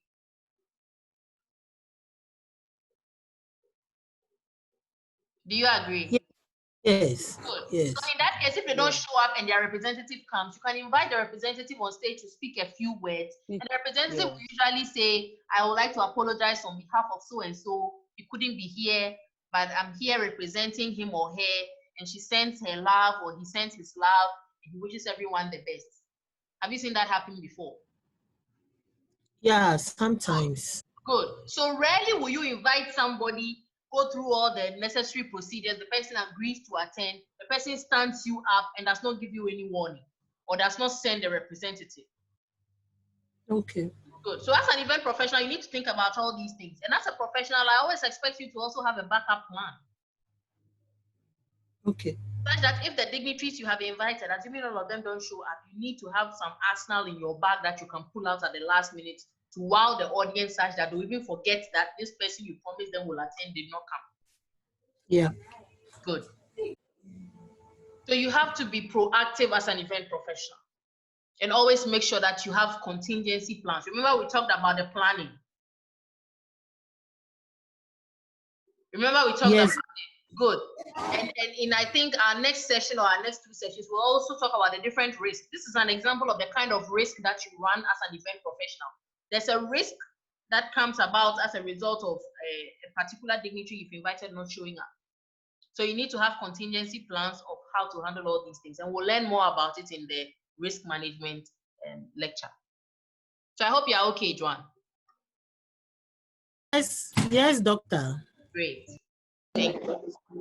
So when it comes to reach, we are basically talking about the estimated number of potential customers who will see a specific type of promotional or advertising campaign that we are doing. And like I said, we need to make sure that we identify all the various segments of target customers that we are trying to reach for our event. And then make sure we use the marketing tools and strategies that will help us to be able to reach as many of them as we can. So that is what we are going to talk about here when we are referring to reach. And that is the estimated number of people who are going to see the marketing communication or the promotional material that we are putting out there. And then it will ultimately convince them to attend the event, right? However, in some cases, the reach of your campaign, which is how many people you are able to communicate to, or how many people you are able to expose your promotional materials to, will be largely determined by, first of all, your mail list, as well as the email list or calling list that you have, assuming you are using these three means as the main primary means to reach your target audience. So you realize that a lot of the time we receive a lot of unsolicited text messages, pop-up messages on our phones about events that are taking place, about sometimes they are just push adverts, but sometimes too we get pop-ups about events that are taking place, encouraging us to attend, right? And these are all ways by which event professionals have resorted to reaching people.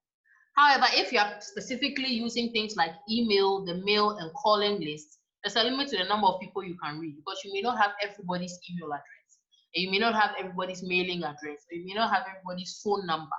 So you need to be able to make sure that you analyze the extent of reach of each of the marketing promotion tools that you have in your arsenal and know which ones you can use to reach which segments and which ones will be more effective to reach which segments, so that you can expand the reach and reach a larger number of potential attendees to ensure that you can get the numbers that you are looking for to attend your event.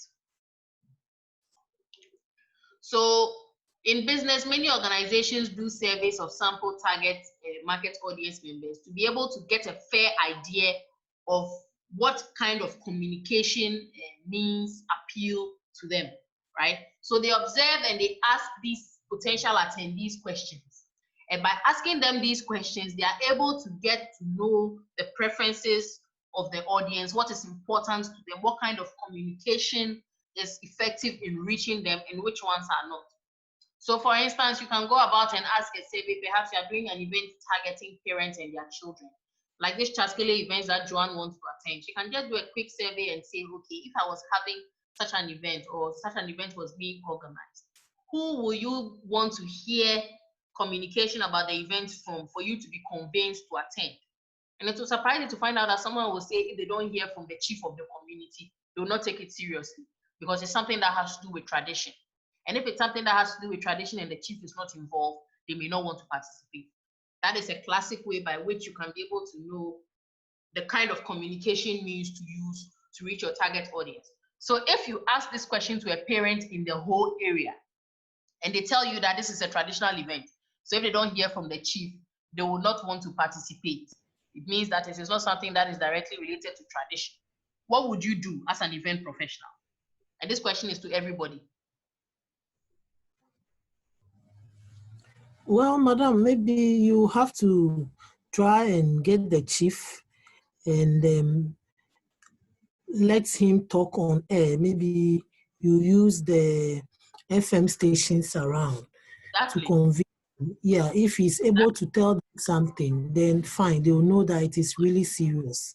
Good. So the best is to contact the chief, and it's not something that, since these things are related to tradition, it's not something that they will hesitate to do. So Good. yeah. Good. Thank you, Joanne. Mercedes, the same question in relation to your event. What do you think will be an effective means to reach your target audience? Who do you think the communication should come from for it to be believable for them? It needs to come from the Ministry of Tourism. Exactly. Or even if you don't get the Creative arts, sorry. perhaps an endorsement. Yes. Good. Right? So these are all typical examples of how you can enhance the reach of your communication to your target attendees. Because if it has to do with people coming from diaspora, they are tourists. So knowing that the event has the support of the Ministry of Tourism is a plus, and it will enhance the reach to the audience and convince them further to attend, right? So these are various ways by which you can motivate your potential attendees to be able to attend your event, by targeting them using promotional means that you know is enough to convince them to be able to attend your event. So in that case, let's talk about the types of marketing that an event professional can undertake when it comes to marketing events. And there are two main types. One is direct marketing, and the second one is indirect marketing. Now, direct marketing is basically marketing that is done by means of direct communication with consumers. So here we are using everything from direct mail, which is not so popular nowadays, to email, telephones, and then advertising. And then under indirect marketing, which is also known as word of mouth marketing, it is basically promotion done through the non-traditional means. The traditional means being the mail and the telephone and the adverts that we are all familiar with, to using more innovative means, which are more current, like social media and viral marketing, and what we marketers call guerrilla marketing, as well as publicity. And we will go into each of these one after the other. So let's first talk about direct marketing. So before the internet, people used to receive marketing communication through their direct mail. So I don't know anybody who has gone to the post office to open a post box before. But when we used to go to the post office, when you open your post box, you see a lot of papers in it. Some of them are flyers, some of them are promotional brochures, among other things, just advertising events and products and services to you. And that is what we talk about when we refer to direct mail. It involves sending material directly to you through the postal service. And that is what accounted for all those plenty papers that we always find in our mailbox. Sometimes you go to your mailbox, and because of the sheer size of the papers, they can't close the mailbox. So they leave the door open, and then you see the papers sticking out of your mailbox. Now, this type of promotion is not popular anymore because mainly of the costly nature of this promotion.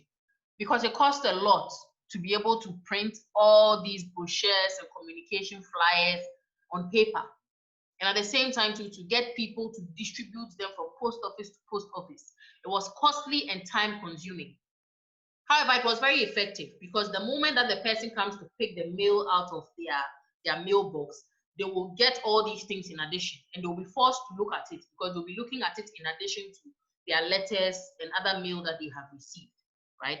So it is still commonly used for smaller kinds of meetings and events, especially in other parts of the world, in the developed world, where their home addressing systems are a bit better designed.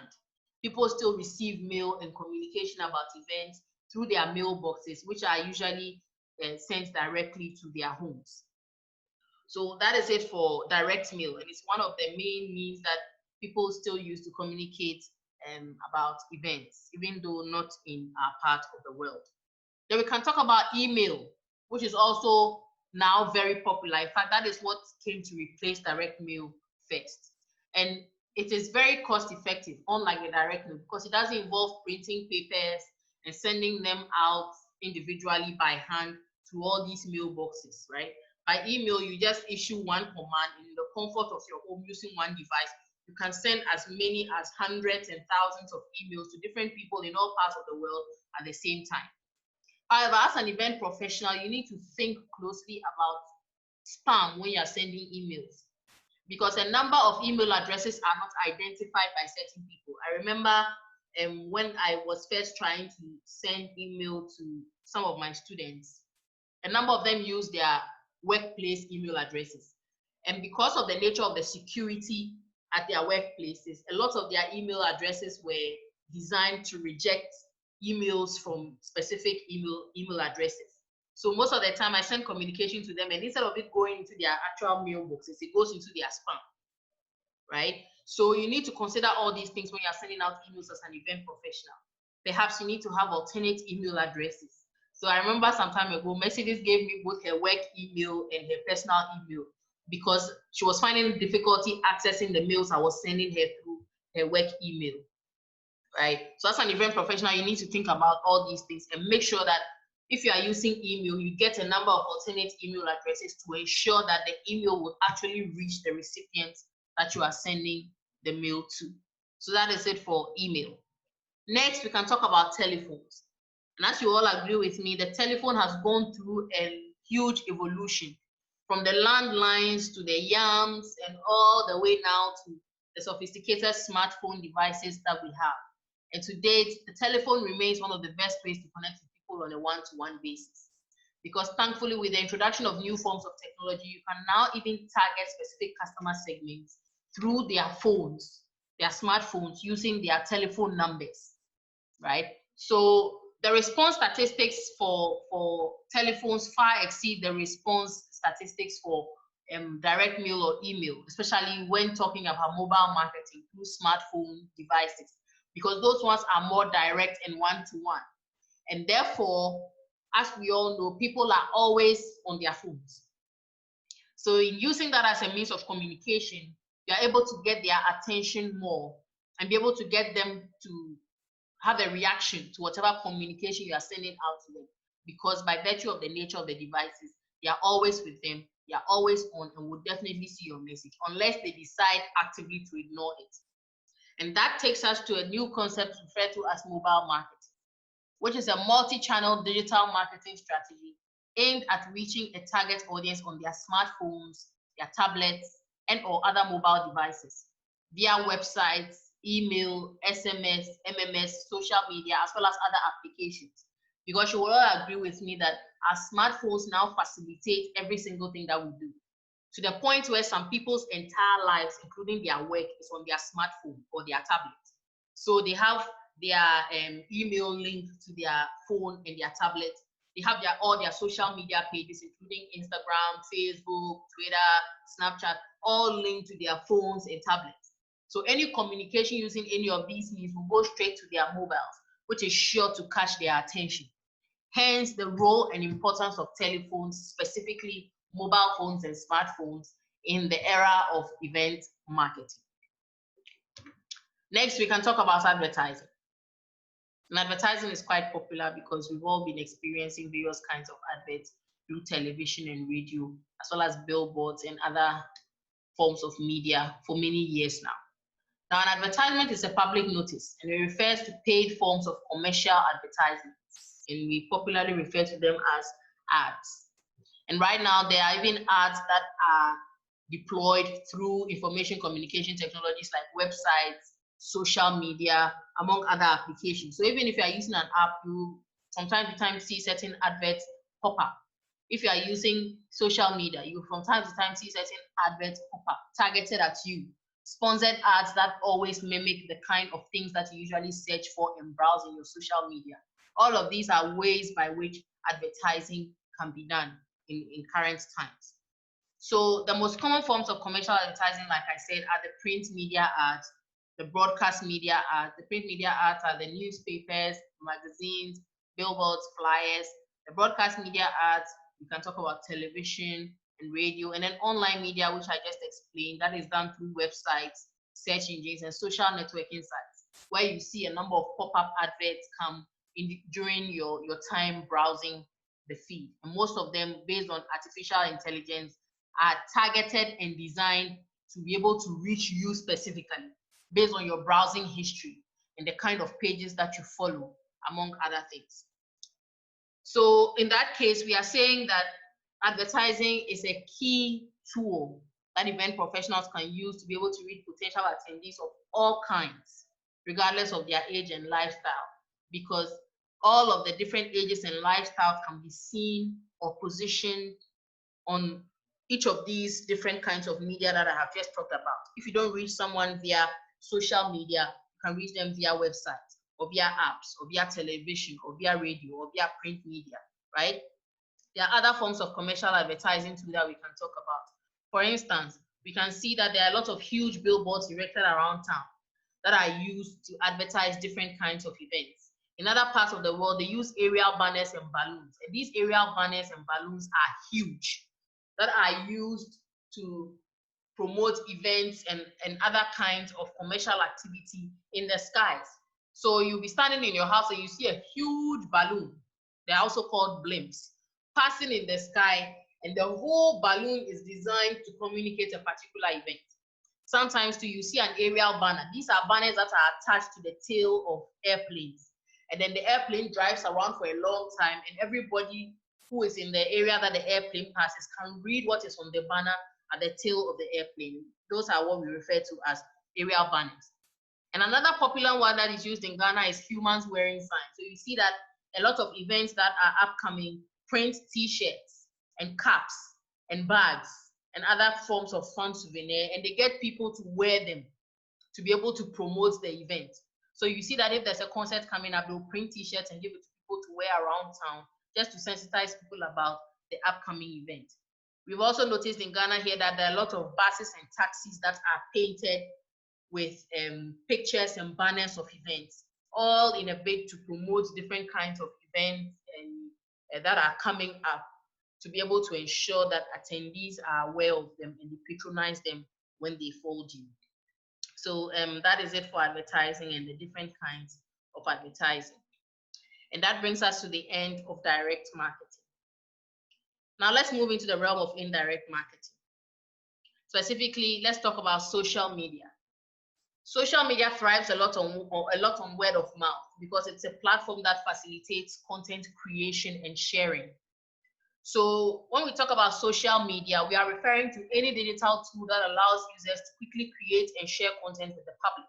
So as we are sitting here now, we can quickly create a tweet and send it out. And depending on the number of followers we have and the number of people that are exposed to our communication, we can be able to tell a lot of people about whatever information it is that is contained in that one tweet. And this can generate a number of interactive discussions, right? Because we notice that people tend to have a lot to say when others post content online. They either like it or comment on it or give their views about whatever has been posted. So interactive discussions are a great way by which event or professionals can promote their event. Remember, we learned about software that gives us the ability to create blogs, software that gives us the ability to develop apps and build whole websites to support the promotion and marketing of events. And all these sites, blogs, online discussion communities, and social networking sites can help to facilitate interactive discussions about the event. And the more the discussions take place, the more people get to know and appreciate the event, be it upcoming or not. So the moment that people hear that the event is coming up, they already have some prior knowledge about it based on the interactive discussions that have taken place. And it enhances the chances of them attending the event and helping the event professional achieve the objectives for which they set out to organize the event. So social media is an effective way to be able to connect to people and create a lot of marketing buzz about the events that the event professionals put together. Next, we can talk about viral marketing.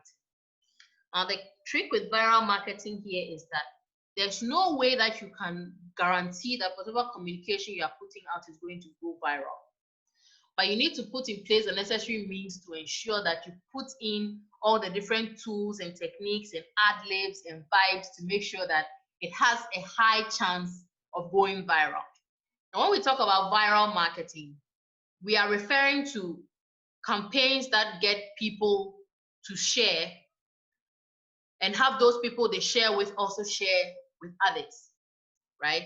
So it is thought of as a marketing activity where insights about a product or service is disseminated on the internet, just like a virus that spreads from person to person. So like I said, the idea is to get other people to share it, and then those people that they share it with also share it with others, and then the trend continues exponentially, right? And once that is done, it means that all these people that this communication is being shared with are getting wind of and becoming aware of the events that are organized. But like I said in the beginning, there's a caveat with viral marketing. There's no way you can be able to tell that what you are doing is actually going to go viral. So you have to be able to get whatever you are communicating with the people that you're communicating it with to go viral by encouraging them to share with others. And these days, the trick to creating viral marketing campaigns is by creating communication that gets people to actually be involved and create something. And these days, the most popular viral marketing campaigns we have been seeing have been involving all these challenges, right? So someone creates a dance video and challenges other people to also do the same and share it with others to also do the same.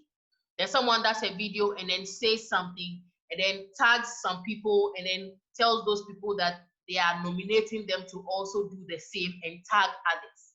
These are ways by which in recent times we can, to a large extent, promote the virality of our marketing communications by putting in place themes and caveats that will make people participate and get involved in creating something. And that is one of the main ways that in recent times we can, to a large extent, guarantee that whatever communication we are putting out there will go viral. Next, we can talk about guerrilla marketing. And this one, a lot of people do not know that it's called guerrilla marketing, but they've experienced it severally in so many different ways. And guerrilla marketing basically relies on unconventional and unusual approaches, usually in public places, to be able to get the attention of potential customers or attendees. So you realize that, I think this has happened to a lot of people before. You walk into a shop, right, and then someone just approaches you with a sample of a product and they tell you that, oh, we have a stand here, this is our new product, do you care to try it out? That's an example of guerrilla marketing. Who has experienced something like that before? I have. Good. That's guerrilla marketing. So it's unusual, but they do it in a public place to make sure that they can get your attention, because in public it is very difficult for people to actually reject your proposal outright or to push you away and kick you out, right? And that is what guerrilla marketing relies on.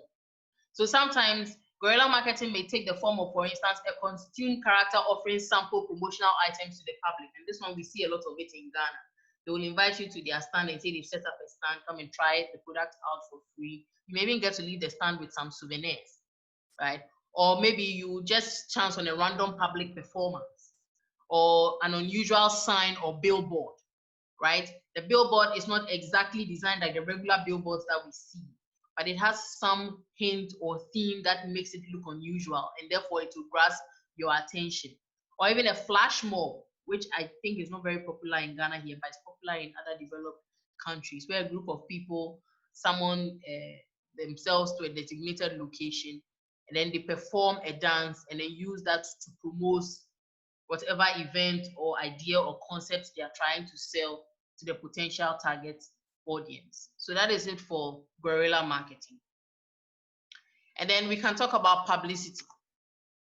Now, publicity here is an action that brings someone or something to the attention of the public using non-paid communication methods. So we realize that a lot of the communication methods we have talked about involve spending some kind of money and paying some kind of money to get it done, especially the direct marketing ones through emails. If you want to be able to contact a specific number of people, you need to pay to get the mailing list.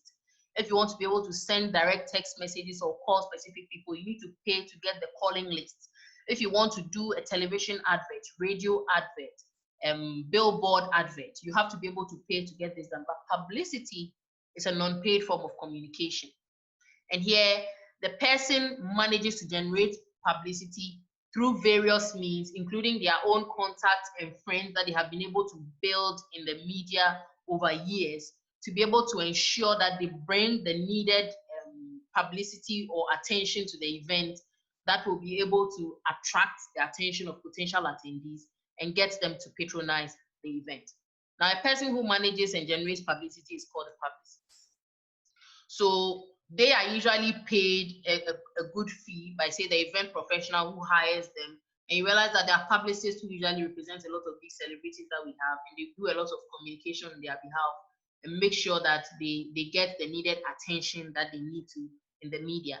A lot of publicists have been accused of intentionally informing the media of where their celebrity clients are going to be, so that they can ensure that they will always be captured in the newspapers and in the news to keep their popularity at a high level, right? So that is how publicists make their living, right? And a good publicist will usually make their living by getting to know the press and making valuable personal contacts that will help their clients gain publicity. So if you get a publicist who does not really have good contacts with the press and the media, it will be very difficult for you to be able to get them to enhance the publicity of your event.